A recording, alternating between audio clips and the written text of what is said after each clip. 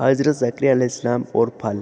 حضرت زکریا علیہ السلام حضرت مریم علیہ السلام کے خالو تھے۔ ان کا کوئی بیٹا نہیں تھا، وہ یروشلم میں رہتے تھے۔ حضرت مریم علیہ السلام کے والد کا نام حضرت عمران علیہ السلام تھا اور حضرت زکریا علیہ السلام ان کے گہرے دوست بھی تھے۔ حضرت زکریا علیہ السلام پیشے سے ترکھان تھے، وہ بچپن ہی سے بہت نیک تھے۔ اللہ تعالیٰ نے ان کو بنی اسرائیل قوم کی ہدایت کے لیے اپنا رسول چنا تھا۔ حضرت زکریا علیہ السلام اللہ کے حکم سے حضرت مریم علیہ السلام کے سرپرست بن گئے۔ انہوں نے عبادت گاہ میں ایک الگ کمرہ حضرت مریم علیہ السلام کو دے دیا۔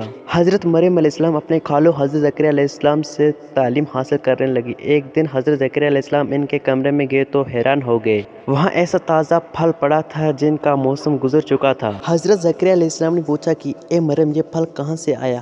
حضرت مریم علیہ السلام نے جواب دیا کہ اللہ تعالیٰ نے دیا ہے۔ حضرت زکریا علیہ السلام سوچا کرتے تھے کہ کاش ان کا کوئی بیٹا ہوتا۔ ان کا خیال تھا کہ میں اور میری بیوی بہت بوڑھے ہو چکے ہیں، اب شاید ہمارے گھر اولاد نہیں ہو سکتی۔ حضرت مریم علیہ السلام کے بے موسم پھلوں کی بات سن کر انہیں خیال آیا کہ جو اللہ تعالیٰ بے موسم پھل دے سکتے ہیں وہ تو سب کچھ کر سکتے ہیں۔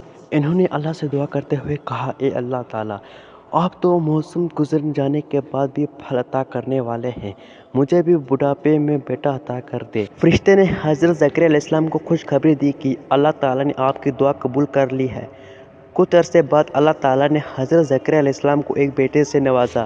حضرت زکریا علیہ السلام نے اپنے بیٹے کا نام یحییٰ رکھا۔ حضرت یحییٰ علیہ السلام بہت ہی مہربان مزاج والے اور ہمدرد دل کے مالک تھے۔ حضرت زکریا علیہ السلام نے حضرت یحییٰ علیہ السلام کو خود تعلیم دی اور ان کو اللہ تعالیٰ کے احکام سمجھائے۔ جب وہ بڑے ہوئے تو اللہ تعالیٰ نے ان کو بھی اپنا نبی چن لیا۔